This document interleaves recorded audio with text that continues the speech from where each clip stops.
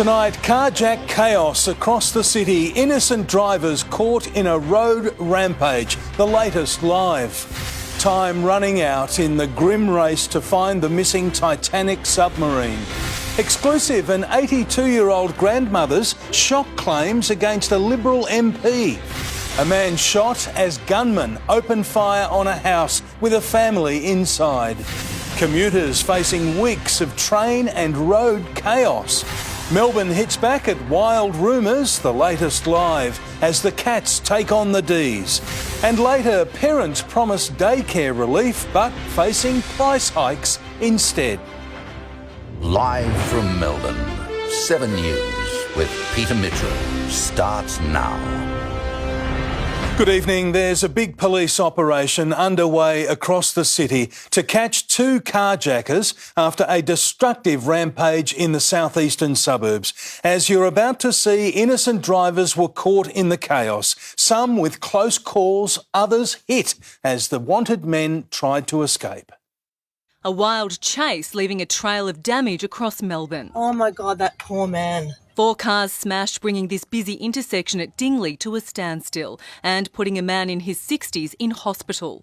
This grey car is believed to have been stolen after 2 men armed with crowbars staged multiple carjackings and led police on a pursuit across Melbourne's southeast, from Dandenong and Seaford to Richmond on the city fringe. At Heatherton, police attempted to use stop sticks. Oh, going down Thames. Here it comes.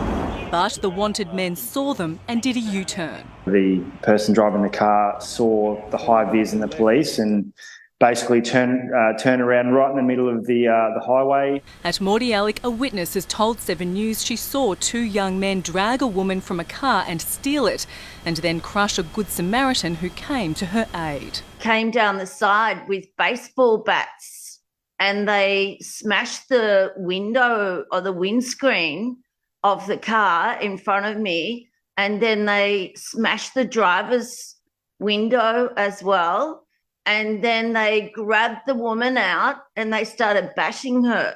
On the Eastern Freeway, another police scene, where this red car came skidding to a halt in the median strip. It's not clear if it ran over police stop sticks first, but it did narrowly miss other cars, crashing through a barrier. The dramatic hunt slowed on Punt Road in Richmond as authorities focused their search under the train line, but to no avail. At Clayton South, the carjackers rammed what's believed to be an unmarked police car during their crime spree and getting away yet again. Christy Mayer, 7 News. And we have reporters at 2 of the locations in this crime rampage. First to Paul Dowsley at Clayton South. And Paul, a police vehicle there was rammed. Mitch, the carjackers came through this BP about 4:15 at high speed, and as they came out on the other side onto Heatherton Road, in their way, in an unmarked police van, were 2 detectives who had been part of this massive operation trying to keep track as this unfolded across the city this afternoon. The carjackers rammed into the front of their police vehicle, then kept driving west on Heatherton Road. The police vehicle so badly damaged that it couldn't be driven. And these were aggravated carjackings. I'm told that a metal bar, in addition to those baseball bats that we heard about, were used as weapons to threaten the victims. Police say that they were doing their very best to keep track of this from the air and on the ground, with just so many incidents happening so quickly. The 2 detectives who were part of this ramming here, Mitch, were shaken. Thankfully, though, not injured. Paul Dowsley at Clayton South, thank you. And as we saw, the chase ended with a crash underneath Richmond Station. That's where we find Estelle Griepink. And Estelle, the suspect got away. Mitch, we believe this was the scene of the 4th and final carjacking. Those 2 suspects taking a silver station wagon and leaving behind a silver sedan with significant damage. We believe that station wagon has then travelled through the city via Hoddle Street, but police have ended their chase here. We saw detectives interviewing a number of witnesses under the rail bridge just next to Richmond Station. During that time, there was a tow truck that arrived to take that car away, and traffic was slowed to just one lane, southbound on Punt Road. Traffic is back to flowing now, but certainly it has been a big day with a lot of emergency services in the Richmond area. And tonight, as you say, Mitch, those 2 suspects are still on the run. A Stelgri Pink at Richmond, thank you. An air and sea operation to find a submarine missing at the Titanic wreck site continues tonight against all the odds. Rescuers believe the air supply is on the brink of running out and hope of saving the 5 on board is all but lost. More rescue ships leaving this small Canadian fishing town on what feels like a futile mission of hope now. But hope is all they have. This is a search and rescue mission, 100%. We are smack dab in the middle of search and rescue, and we'll continue to put every available asset that we have in an effort to find the Titan and the crew members. Even that banging noise they heard yesterday that offered so much optimism has turned out to be a cruel tease. With respect to the noises specifically, we don't know what they are, to be frank with you. There's growing anger too against OceanGate, the company that owns the sub and runs these dangerous adventures. The tiny vessels are not certified anywhere, and experts started raising serious safety concerns about them back in 2018. In the end, it is an experimental vehicle. A lot of risk is being taken. It's a big gamble. And we thought that the risk was too high. One former employee even sued because he was so worried, but the case was settled out of court. Adventurer Chris Brown was supposed to be on this very voyage with his dear friend Hamish Harding, but chose to stay behind.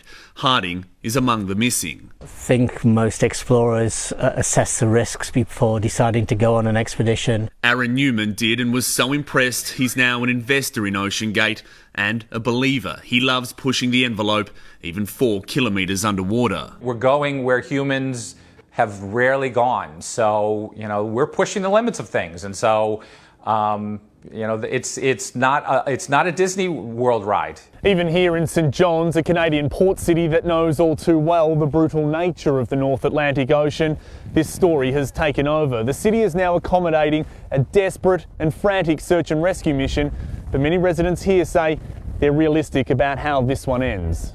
Every second. And like I said, it keeps looking dimmer, but everybody keeps holding out hope. I think anybody who's associated with the sea will feel sadness over all of this that's going on. Tragically, if all the calculations are right, time has already beaten them or is just about to. Mitch, search crews are now working off this very rough assessment that those 5 men on board have just 2 hours worth of oxygen left. Look, it is hard to tell, and in many ways it is now largely irrelevant, given that even if they are found in the next couple of moments or so, the time it would actually take to conduct a deep sea rescue operation is time these men simply do not have right now. Still though, that search and rescue operation is ongoing, and this will remain a search and rescue operation until the US Coast Guard says otherwise. But you'd really have to say now, Mitch, that as time does pass by, that the tragic nature of this quite brutal reality is starting to set in. Yes, indeed. David Woodward in Canada, thank you. Back home, an 82-year-old grandmother has lodged a complaint against Liberal MP James Newbury, accusing him of abuse. In an exclusive interview with 7 News, Jan Cooper claims she was left distressed and intimidated. Political editor Chanel Vella has the details. 82-year-old Jan Cooper claims she was harassed and intimidated on Victoria's election day. He took one look at me and he started yelling like a banshee. Produced his phone and started to take photos. The cancer survivor says that man was Liberal MP James Newbury. Mr. Newbury has been absolutely traumatising. Mrs. Cooper was volunteering for her friend, former Liberal turned independent Felicity Frederico. The grandmother is a Liberal member. Chanel, if I'd been a man, this would never have happened. Mrs. Cooper has filed a complaint with the Electoral Matters Committee. If the intention was to intimidate me, it certainly succeeded. When 7 News raised the claims with Mr. Newbury, he provided a video he took on a different day of a different person, the former Liberal Felicity Frederico. I'm just wondering if you're able to return the domain name that Edward J. Burke registered in my name. You're the one following me. You're the one filming me. I think it would be easier if you just walked away. In a statement, Mr Newbury said these allegations raised by an opposing political candidate are untrue, hurtful and have been raised under privilege to avoid defamatory action. I was filmed, abused. Mrs Cooper doesn't want to speak with Mr Newbury. Her only request is a written, fulsome apology from him and the Victorian Liberal Party. I'd never be scared of Mr Newbury ever again. Chanel Vella, 7 News.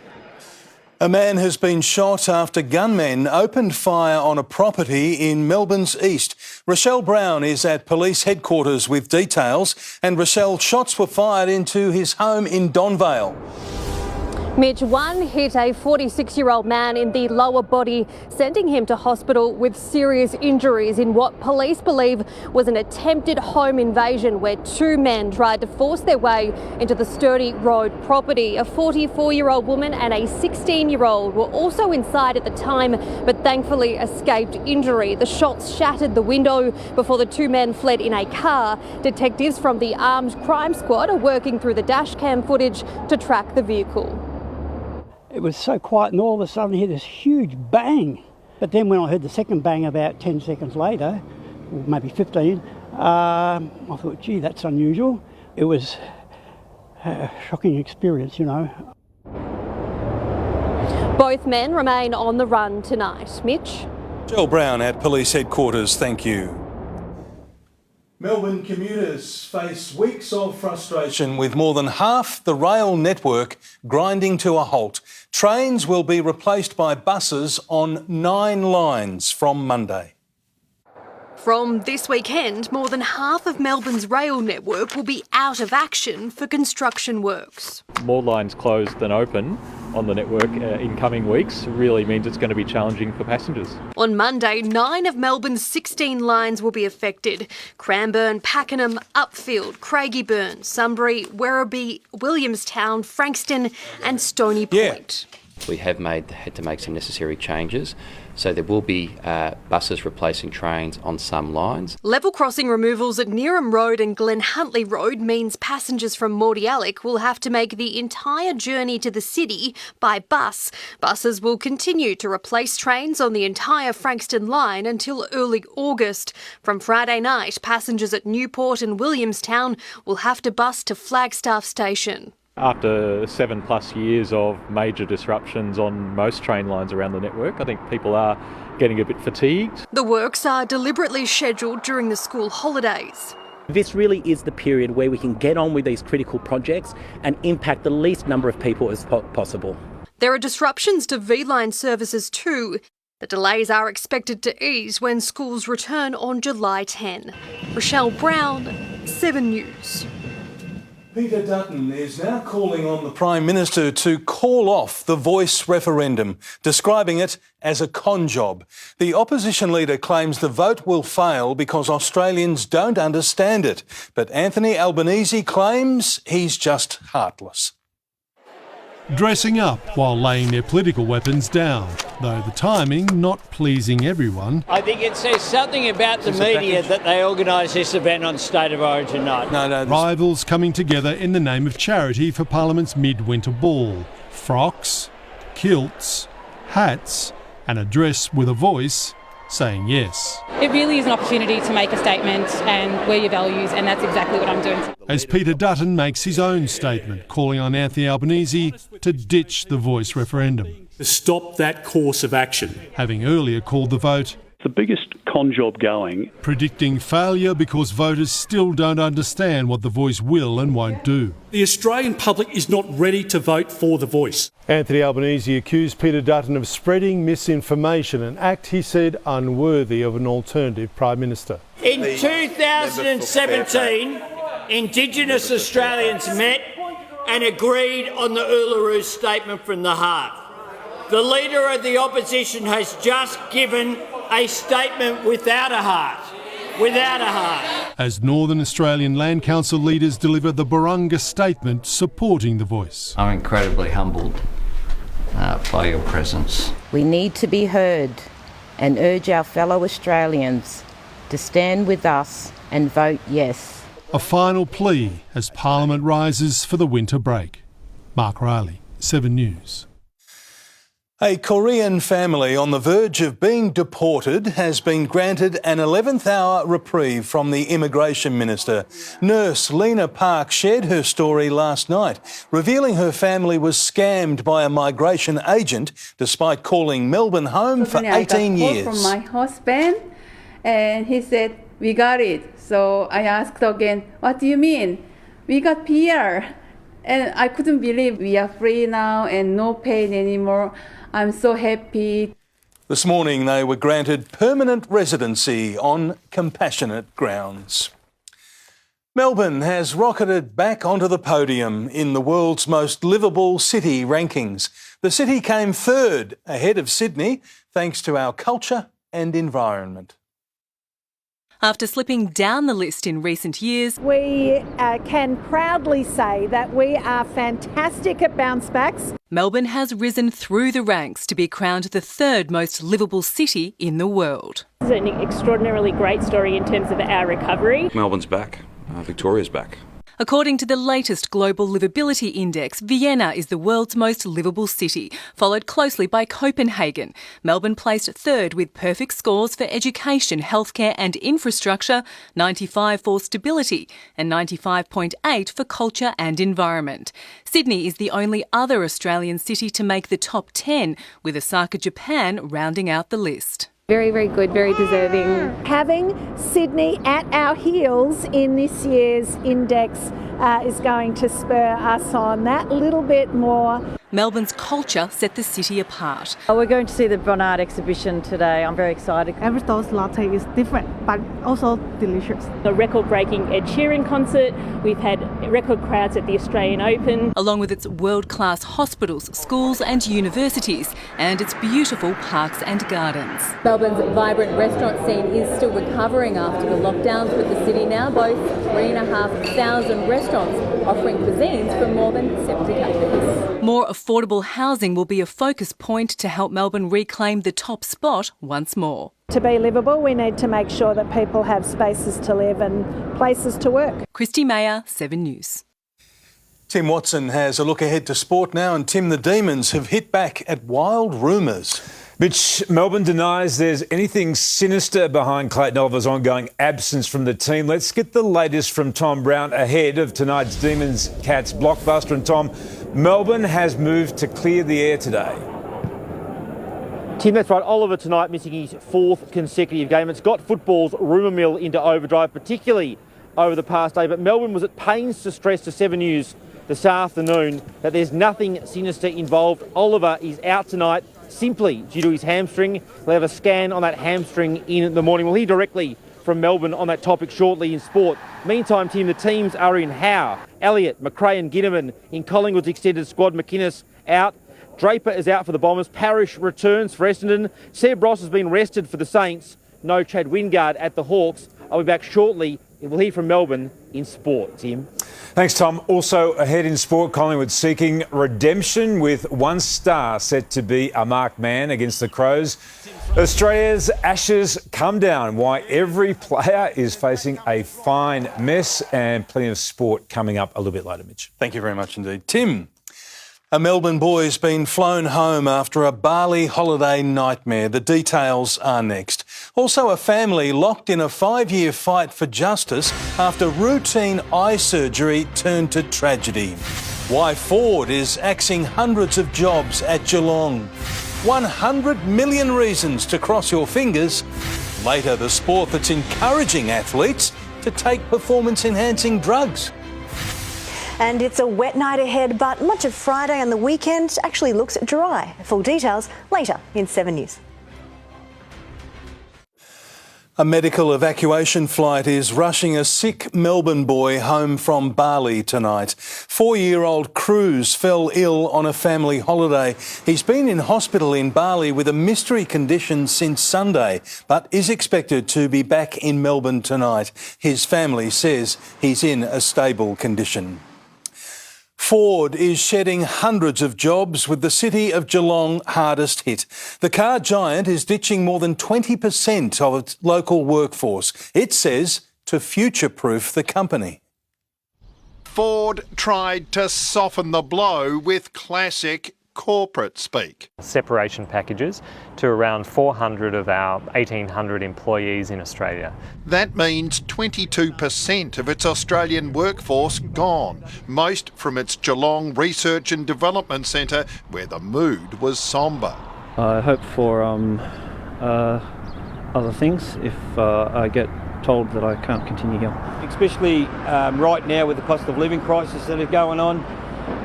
They'll be really concerned about what does this mean to me, to my family, to my future.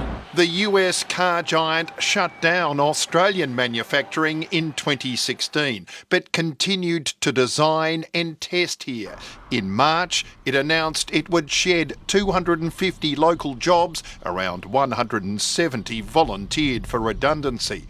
But now they want a total of 400 gone by September. For the people of Geelong and for the hundreds of families affected, this is a very, very dark time. It'll be a very challenging time. We are already engaged in providing support to those workers. But the union called on the federal government to intervene, to provide funds to retrain workers here for the growing electric car industry. We need to be making our cars here. We need to have our industry back here.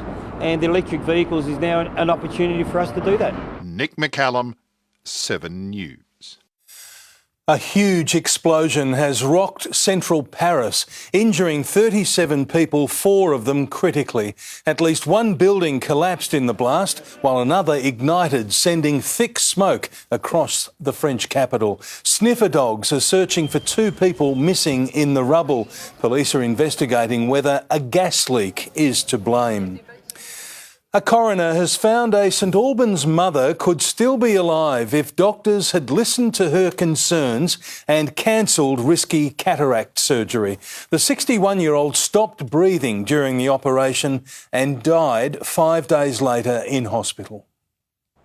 A grieving family vindicated with confirmation their mother's death was preventable. The coroner found Cherie Guest was failed by 3 medical professionals who should have cancelled her cataract surgery. It could have taken any one of them to speak up or to do something differently, and my mother could quite likely still be standing here. In 2018, Mrs. Guest stopped breathing during the procedure. She was a diabetic who required daily oxygen.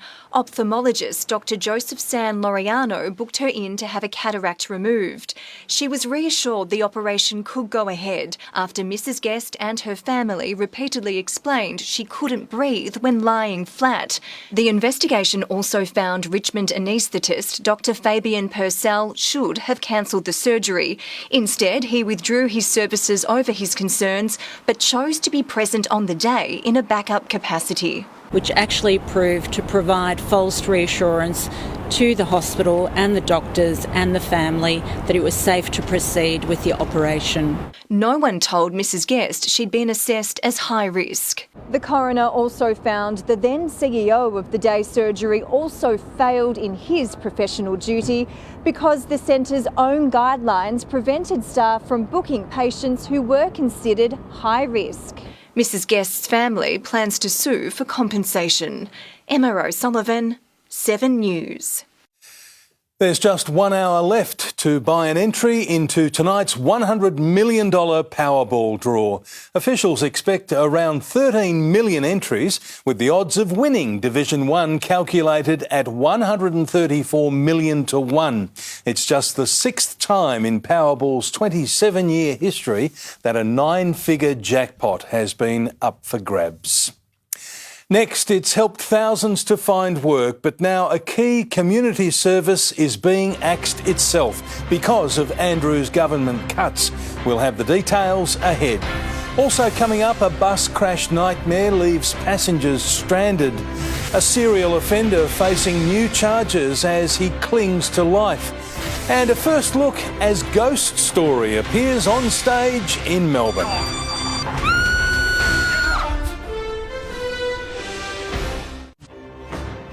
Australia's worst pedophile priest has appeared in court from a hospital bed to plead guilty to new sex abuse charges. Victorian Gerard Ridsdale had his eyes closed for most of the brief hearing, which related to his 72nd victim.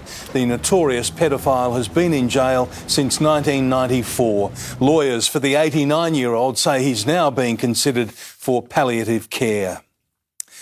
Two men have each been jailed for 7 years for killing a gentle giant by forcing him to take a lethal dose of drugs. Andrew Price and Jake Brown lured Jared Lovison into bushland near Moe in 2020 after a dispute over a woman. The 37-year-old's body was discovered 5 weeks later. Mr. Lovison's heartbroken father says the two killers are weak dogs. An employment service that helped thousands of Victorians find a job has been forced to close. Its funding was cut in last month's state budget, leaving staff and clients in limbo. After 2 decades out of the workforce, Free Career Advice helped Dee Harris find her calling. And I didn't really know what to do and felt like, where do I fit back in at the age of 60? The Eastern Suburbs mum engaged in multiple sessions through the Jobs Victoria Career Counselling Service. I've got 2 part-time jobs that I absolutely love. In the recent state budget, $18 million in state government funding for the program wasn't renewed, forcing the service to close next week. Being fully subsidised was an absolute godsend. It meant the reach wasn't hamstrung by those who could only afford it. In less than 2 years, the Australian Centre for Career Education was able to assist more than 13,000 job seekers. 33% of participants found new jobs and 36% enrolled in a course to further their skills and training. We've been seeing a lot of women returning to work, those looking to make a career transition, and early job seekers. The state government says it's continuing to provide employment support to Victorians who need it most, and job seekers can still find some free career advice at select TAFEs. It is such a vital scheme. Like, if I hadn't used it, I probably wouldn't have had the confidence to get out there and do anything. Jade Vincent, 7 News. A bus has collided with a ute at such force the collision left the coach teetering on 2 wheels, perched on a concrete median strip. It sparked a delicate emergency response in Sydney, but neither the driver or passengers were seriously injured. Melbourne's theatre industry hopes to defy the cost of living crunch this winter. 2 new shows are coming to town, one from the West End, the other a homegrown musical. The all-star cast of a thrilling new play together for the first time. They're about to put Melburnians on the edge of their seats. Like this whole house was missing someone. Highly atmospheric, it's thrilling, it's got lots of tension. It's the perfect kind of winter Melbourne night out. 222, A Ghost Story, is a spine-chilling thriller and a global cult hit that's already wowed audiences on London's West End and in LA. The script's being retold and rewritten to really reflect a Melbourne audience. So that's going to be special. I'm imagining everyone leaving the theatre and going to wherever amazing Melbourne restaurant or bar or whatever, and then discussing the play at great length. Also set to wow a reimagined version of Cinderella. Everyone who's heard the music so far has said the same thing, which is they can't stop singing the songs, and that is a great sign. These are just 2 shows in a jam-packed calendar for Melbourne's theatre district. But despite the rising cost of living, it's hoped theatre goers will continue to support the industry. People are having a hard time in lots of different ways, and it's just nice to come to the theatre for 3 hours. Midnight, the Cinderella musical opens at the Comedy Theatre tonight. 222, A Ghost Story premieres July 28, both for a limited run. We couldn't get any longer. Every theatre around here is packed. What a great time to be involved in the arts. Sonia Marinelli, 7 News. A big bank has issued a timely tax warning. Details are coming up. Also, the sporting event that's encouraging athletes to use performance-enhancing drugs. That's ahead. Health insurance cashbacks to ease cost of living pain. Bids are rolling in for a treasured piece of Gary Ablett memorabilia. And later, parents facing a new daycare crunch. That's just before Jane's weather. The number of ATO scams is expected to double this month as one of the big four banks issues a warning about tax time cons. NAB has added another 50 staff to its fraud team, warning of a rise in cyber criminals impersonating government agencies, especially the tax office, to fleece unsuspecting Australians. Taking a look at finance now, the ASX 200 has closed down 119 points, suffering its worst day since March. All sectors were down, with mining and technology stocks faring the worst. One Australian dollar is currently buying 67.75 US cents. The Olympic Games is being challenged by a rival event that encourages athletes to take performance-enhancing drugs. The Enhanced Games is the brainchild of an Australian and has some high-powered support. Launching with a slick social media campaign and planning to turn international sport on its head. I have broken Usain Bolt's 100-metre record, but I can't show you my face. It's called the Enhanced Games, embracing performance-enhancing drugs. I am a proud, enhanced athlete. To see how far the human body can go. The enhanced movement will obliterate all the world records. Melbourne businessman Aaron D'Souza and a handful of ex-Olympians argued their games will level the playing field and make sport safer. It's a black market, it's underground, it's unsafe. By taking things out into the open, it can be done under clinical and scientific supervision. They already have merchandise, T-shirts, hoodies and hats, and a list of history's greatest drug cheats, commending them for their bravery. Disgraced 100-metre sprinters Ben Johnson and Florence Griffith-Joyner, even 7-time Tour cheat Lance Armstrong. I think it's a joke, to be honest. Olympic legend Anna Meares is scathing. Unfair, unsafe. I just don't think that this is the right way to go about sport. It's unclear how far this movement will actually get, but they're planning for their first event next year, straight after the Paris Games. The Olympics clearly in their sights. They take direct aim at IOC boss Thomas Bach. A struggle against the common enemies of man. Confirming they're also looking for Australian recruits. Chris Reason, 7 News. Health insurance giant Bupa has announced a $320 million customer cashback program, handing out payments of between $38 and $276. The money will automatically arrive in the bank accounts of 1.7 million policyholders later in the year. Bupa says it's giving the money back as part of COVID-related savings. A piece of footy history is up for grabs, with Gary Ablett Jr. donating his 2009 premiership-winning jumper to raise money for a charity close to his heart. The funds from the jumper will be going to Compassion Australia, and it'll be going towards mums and babies programs. You're a superstar. And, you know, I think with the journey that Geordie and I have been on with Levi, and the first year of a child's life is so critical to survival. To bid, just head to Lloyd's Auctions online. Good luck, Gary. Sports next with Tim Watson. Tim, we're in for a blockbuster start to round 15. We are, Mitch. It's Geelong taking on Melbourne. Up next, we'll cross live inside Kardinia Park with the latest on star midfielder Clayton Oliver. Also a new role for Hawthorn's skipper as he faces a stint on the sidelines. A Collingwood young gun set to be a marked man in Adelaide, and why every Aussie player has just been fined for their Ashes heroics. Welcome back. The Cats are desperately trying to keep their finals hopes alive as they host the Demons at Kardinia Park. Returning to Tom Brown inside the ground. And Tom, the Demons will be out to spoil Chris Scott's party.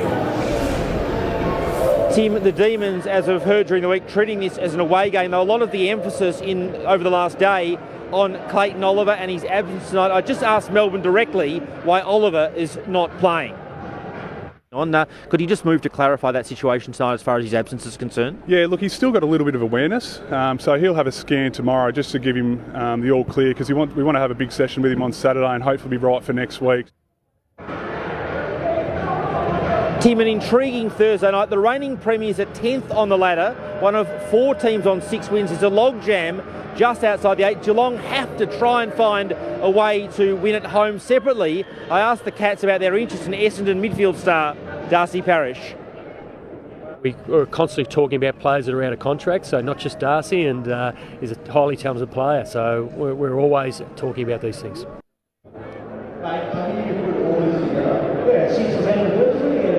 Tim, a massive Thursday night, doesn't really get any bigger. Separately, talks will ramp up with Gil McLachlan back on the pay deal. There are meetings scheduled over coming weeks, but it's all about Thursday night football and in particular the Cats tonight, Tim. Thanks, Tom. Looking forward to it. Jeremy Howe is set to play his first game in more than 3 months after recovering from a horrific broken arm. But one of Howe's teammates will be a markman against the Crows on Sunday. 13 weeks in rehab from 6 broken bones in his arm. Jeremy Howe's wish granted. He'll play and he's missed a lot of footy, but what again, rewarding staff. Our rehab team are incredible. They do a power of work. Howe's recent sessions pushing 140% loads of a typical game day. Training numbers bigger than pre-season. Howe's trained for a month, football-wise, and then about 10 weeks of running. He's as fit as you can imagine. Approval too for the defender's sleeve that will cover a guard over 2 scars on his forearm. The Pies dealing with more illness before Sunday's clash against Adelaide. Brownlow medal favourite Nick Dacos set for another Ben Keys tag after his old-fashioned lockdown just 8 weeks ago. Obviously a lot of respect for what he continues to do after, since we last played them. He's a fantastic player and needs some attention. Sam Mitchell out to buck the trend of teams losing off the bye when the Hawks travel to Gold Coast. We know we're here to work now, and we started, Monday morning pretty physically and ready to go and to shock us back in. Skipper James Sicily set for a stint in the coach's box after his failed 3-match appeal. The boys are all into him, saying he's got a little mini pre-season in front of him, which, he's still a bit grumpy about that, so maybe stay away from that topic for another week with him. But after that, he's going to be training a fair bit harder than everyone else. Chankwath Jath to miss a 5th straight game with his ongoing calf complaint. Mitch Cleary, 7 News. All players from Australia and England have been fined 40% of their match payments for a slow over rate. And England beware. Australia says their best is still to come. That Marn and Smudge miss out in the same test match. So, that's an appetising thought. The second test at Lord's begins on June 28, and Aussie cricket's rising star Phoebe Litchfield is expected to make her test debut in tonight's Women's Ashes opener. She's a great option for us up the top. Obviously, there's been a lot spoken about the opportunities up there, and she looks like a brilliant international cricketer for Australia, and I can't wait to see what she can do. The multi-format series features a one-off test, 3 T20s and 3 one-dayers. And Queensland has clinched the dominant State of Origin series win over New South Wales thanks to a 32-6 thumping at Suncorp Stadium in front of 52,000 fans.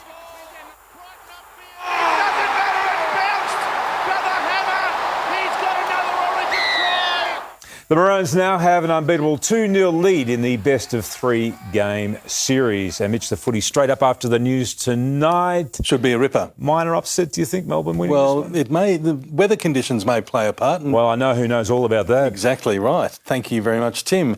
Melbourne families are facing a new childcare hit with calls for more financial relief to help. We'll have those details next. Also, Jane Bunn with the forecast. Jane, it's looking like a wet night. Absolutely, Mitch. We do have rain. It is settling in for the evening. It should actually turn mostly dry tomorrow and the weekend. Full details shortly. The cash reward revolution. Victorians getting paid to go shopping. Free money into your bank account. Only on 7 News at 6. Tonight, oxygen runs out, but the sub-search doesn't stop. We'll cross to Boston. Phil Lowe's future about to be decided. We'll ask our panel if rising rates should cost the RBA governor his career, and running in circles. The farm marathon with no finish line. A runner breaking records. The latest from 7 News. Childcare subsidies are about to increase, but centres are warning parents, so too are fees. It's a knock-on effect of the cost of living crisis, leaving families calling for more financial relief. James is the only one of Anna Dobby's grandchildren not in childcare, something she's had to watch most of her daughters struggle to afford. Would only have, if they're lucky, $80 a week out of their pay from childcare fees. Left. Yeah. On July 10, changes to the childcare subsidy take effect. Income limits are increasing, but so too are fees at centres. Letters in recent weeks informing families of increases between $10 to $15 per day. What we don't know is how much of this fee increase is opportunism on the part of providers, because there is this increased investment from the federal government in the childcare subsidy. Childcare operators argue they're being affected by inflation too, from rising electricity bills to food costs. Our electricity costs have gone from $2,500 a month to $3,000, $3,500. At this centre, fees are increasing by less than $10 a day. Mother Shannon understands the operator's predicament, and her out-of-pocket costs will drop when the subsidy and prices go up. We'll actually be going down $108. We'll be saving $108 a week, which is absolutely fantastic. Others may not be as lucky. Industry advocates calling for fee transparency as the cost of living crunch hits harder. Rosanna Kingson, 7 News. Now here's Jane with the weather. Thank you, Mitch. We are heading into a wet night in Melbourne. This morning there was the occasional sunny break, and a northerly wind reached a top of 13.7. But the cloud gradually thickened and turned very dark by late afternoon. The lights of Cardinia Park, there they are. They're shining with rain there tonight. In the sunny breaks, a few suburbs reached 14. The warmest was Moorabbin, 14.4. Mount Dandenong reached double figures for the first time since Saturday, reaching exactly 10.0. Patchy, very light rain developed late afternoon. The rain is both increasing and becoming widespread, so it'll settle in for a wet night this evening. The rain and cloud make it warmer than it has been at this time in recent days, but the feels-like temperature is still chilly. The cloud meant there was no frost at all this morning, but much of Western Victoria didn't make it out of single digits, as we have cloud thickening from the northwest. Proper rain developed in Mildura mid-morning and continued to spread through, reaching the southwest and northeast this afternoon. Oyun has had 15 millimetres, Warwick-Nabil 13 millimetres, and it is cold out there under the rain. The cloud and rain are coming down from a cold front that has a nice feed of tropical moisture. That is slowly moving across Victoria. It will be followed by a complex low tomorrow. So this movement means that northern and western parts of the state will be seeing the most from this one. As the low here, it's too far away to do much for Gippsland. Then our next weather system isn't far away. Snow this week has helped to open terrain at the Alpine resorts, with lots more from snowmaking too. Perfect timing for the school holidays, and this will be added to tonight and tomorrow as well, with another burst of snow. Then there's yet another big burst over the weekend and on Monday. I'm expecting 40 centimetres of snow in the next week. There's an outside chance of a metre. Around the nation tomorrow, Brisbane reaches 27, lots of sunshine. Sydney, early showers and cooler sunshine. Adelaide copped it today. Tomorrow, an easing trend. Perth just 15. To Victoria, rain continues spreading across the state overnight, turning to snow in the Alps. Lighter falls in the central south and across Gippsland, the drier side of the ranges. Tomorrow here's the wraparound from the low, so we'll have further rain, mainly across the ranges, northern slopes and in the far west too. Closer in, there is rain overnight. Now tomorrow, there is further rain here up to our north that may spread through from time to time. So if you're in the south, there shouldn't be much at all, but northern suburbs could be seeing a bit more. So in the city, there is rain overnight, then not too much tomorrow. It could be dry for much of the time, heading for a top of 13. As we go into the 8-day outlook on Saturday, dry in the morning, and the odd shower in the afternoon and evening, the same on Sunday, and then lots of those coming through on Monday, reaching 15. And that's what we're expecting tomorrow, top of 13. There is rain overnight and then mostly dry tomorrow, Mitch. OK, thanks very much, Jane. Now here's what's on Sunrise in the morning. Thanks, Mitch. Tomorrow on Sunrise, never rent again. Inside the scheme, making Melbourne home ownership affordable. Plus, the real big freeze is here and your face is feeling it. The best value products to protect your skin this winter. See you in the morning. And that's the way it is this Thursday, the 22nd of June. Thanks for your company. The footy is next, live from Geelong. For now, from the 7 News team, good night.